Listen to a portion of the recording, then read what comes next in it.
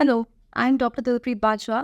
मैं एक ENT surgeon हूँ और आज हम बात करेंगे बच्चों में हियरिंग लॉस के बारे में। All over the world in every 1000 kids who are born 3 से 4 बच्चों को हियरिंग लॉस होता है।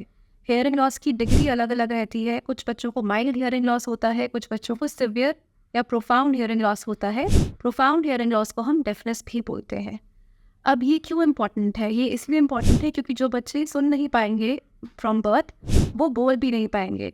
कॉक्लियर इम्प्लांटेशन जितनी जल्दी हो जाए, अगर 1 साल के बच्चे की एज का हो जाए, तो वो बच्चा ऑलमोस्ट नियर नॉर्मल सुनते हैं और वो बच्चे ऑलमोस्ट नियर नॉर्मल बात करते हैं। हियरिंग लॉस किन बच्चों में हो सकता है?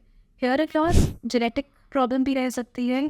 बर्थ के टाइम पे अगर ऑक्सीजन की कमी रही है, उसकी वजह से हियरिंग लॉस हो सकता है। ड्यूरिंग प्रेगनेंसी अगर मदर को कोई वायरल इन्फेक्शन हुई है, उसकी वजह से बच्चों में हियरिंग लॉस आ सकता है। ये कुछ मोटे इंपॉर्टेंट कारण हैं जिसकी वजह से बच्चों को at the time of birth hearing loss हो सकता है। हर बच्चे का जन्म के बाद में एक स्क्रीनिंग हियरिंग टेस्ट होना चाहिए, जिसको OAE बोलते हैं या ऑटो अकाउस्टिक एमिशंस बोलते हैं, जो कि एक बेसलाइन हियरिंग स्क्रीनिंग टेस्ट है जो ये इन्फॉर्मेशन देता है कि बर्थ के टाइम पे बच्चे की सुधाई की कंडीशन क्या थी।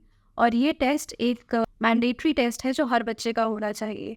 अगर आपकी फैमिली में किसी बच्चे का at the time of birth ये टेस्ट नहीं हुआ है, तो आपको अपने ENT से मिलके बच्चे का ये टेस्ट कराना चाहिए, क्योंकि जब तक बच्चे 2 साल के नहीं हो जाते तो काफ़ी बारी हियरिंग लॉस मिस हो जाता है।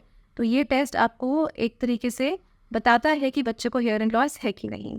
कॉक्लियर इम्प्लांट एक सर्जिकल प्रोसीजर है। सर्जरी के द्वारा कॉक्लियर इम्प्लांट जो है कान के अंदर लगाया जाता है और इस डिवाइस के 2 पार्ट्स होते हैं, एक एक्सटर्नल कॉम्पोनेंट, एक इंटरनल कॉम्पोनेंट।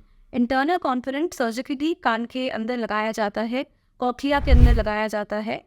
तकरीबन हफ्ता 10 दिन के बाद में जब सूचर्स हीट हो जाते हैं, बच्चा कम्प्लीटली एक्टिव होता है, उस समय कॉक्लियर इम्प्लांट का स्विच ऑन होता है, जिस समय एक्सटर्नल कॉम्पोनेंट से इंटरनल कॉम्पोनेंट को जोड़ा जाता है, उसकी प्रोग्रामिंग करी जाती है।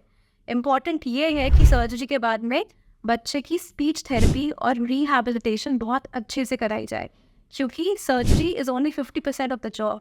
50% of the job after the surgery is the rehabilitation and speech therapy. जितनी अच्छी और जितनी विगरस स्पीच थेरेपी बच्चे को मिलती है, इम्प्लांट की प्रोग्रामिंग की जाती है, उतना अच्छा बच्चे में हम स्पीच और हियरिंग का इम्प्रूवमेंट देखते हैं। Thank you.